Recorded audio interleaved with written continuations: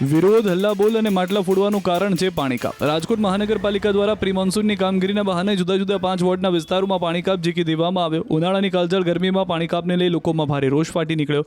મહિલાઓ વિફરી હતી, પાણીને લઈ રણચંડી બની. શહેરના ગોકુલધામથી આગળ આંબેડકર ચોકમાં મહિલાઓએ મોટી સંખ્યામાં વિરોધ પ્રદર્શન કર્યું, જેમાં સ્થાનિક મહિલાઓએ માટલા ફોડી થાળી વેલણ વગાડી પોતાનો આક્રોશ ઠાલવ્યો હતો. થાળી વેલણ વગાડી તંત્રને જગાડવાનો પ્રયાસ કર્યો હતો. કોંગ્રેસના પૂર્વ કોર્પોરેટર જાગૃતિ ડાંગર પણ વિરોધમાં રહ્યા હતા હાજર. મહત્વનું છે કે પ્રી મોન્સૂન કામગીરીના બહાને મનપા દ્વારા શહેરના વોર્ડ નંબર 8, 10, 11, 12 અને 13ના 176 જેટલા વિસ્તારમાં પાણી કાપ જાહેર કરવામાં આવ્યો હતો. સફાઈ અને રિપેરિંગના બહાને ઝીકી દેવામાં આવેલા 1 લાખ લોકોને પાણી વગર ટળવળવું પડ્યું હતું. વિરોધ કરી રહેલી મહિલાઓનો આક્ષેપ છે કે ખૂબ જ ગંદુ પાણી આવે છે. એક દિવસ પાણી આવે ને 2 દિવસ આવતું નથી, છતાં કોઈ ધ્યાન આપતું નથી. મત જોતા હતા ત્યારે બધું જ થઈ જશે તેવા દાયદાઓ કરવામાં આવ્યા હતા, પરંતુ બાદમાં કોઈ સમજતું નથી અને કોઈ સામે જોતું નથી. સફાઈવાળો પણ અહીં આવતા નથી, કચરા લેવા પણ કોઈ આવતું નથી અને પાણી ગંદુ આવતું હોવાથી ઘરે ઘરે બીમારી જોવા મળી રહી છે. તંત્ર દ્વારા તાત્કાલિક પગલાં લેવામાં આવે તેવી અમારી માંગ છે. રાજકોટ શહેરમાં જે અલગ અલગ 5 વોર્ડના અલગ અલગ વિસ્તારોમાં જે છે પાણી કાપ છે ત્યારે મહિલાઓ દ્વારા અત્યારે વિરોધ કરવામાં આવી રહ્યો છે. હાલ આપણી સાથે અહીંયા મહિલાઓ છે, આપણે એમની સાથે પણ વાત કરવાનો પ્રયાસ કરીશું. જે રીતના વાત કરવામાં આવે તો રાજકોટ શહેરમાં અત્યારે જે છે એ થાળી વેલણ વગાડીને વિરોધ કરવામાં આવી રહ્યો છે. આજ રોજ જ્યારે રાજકોટના અમારા વોર્ડ નંબર 13ની અંદર હું પૂર્વ કોર્પોરેટર જાગૃતિબેન ડાંગર બોલું છું કે વિસ્તારના બહેનોની મને ફોન આવ્યો કે અમારે આજે બેન પાણી નથી આવ્યું. તો આ વિસ્તારના લોકો જે છે, આ વિસ્તાર સ્લમ વિસ્તાર છે.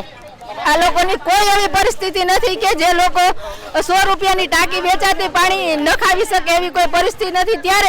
ત્યારે 2 દિવસ પહેલા જ મુખ્યમંત્રી અને પાણી પુરવઠા મંત્રી આવીને જાહેરાત કરી ગયા હોય કે રાજકોટ તરસ્યું નહીં રહે અને એના 2 દિવસ પછી જ પાણી મૂકવામાં આવ્યો છે, ત્યારે હું આ નસફળ સરકારને કહેવા માંગુ છું કે તમારાથી જો આ બધી વસ્તુ ન થાય એમ હોય, માત્ર ને માત્ર સામાન્ય પાણી જેવી વસ્તુ ન આપી શકતા હોય તો તમે રાજીનામું આપી દો. ચોક્કસથી બેન, કેવી પાણીની જરૂરિયાત હોય છે, શું તકલીફ પડતી હોય છે? અમારે પાણી જો ગંદુ કેટલા દિવસથી ગંદુ પાણી આવે છે. અમારી શેરીમાં 5 કેસ નાના બાળકો બીમાર પડ્યા છે, સિવિલમાં દાખલ હોત કર્યા છે. તો આ પાણીના બોરમાં શીખે અમારે ગંદુ પાણી આવી રહ્યું છે, તો અમારે આમાં શું કરવું? અમારે તકલીફ તો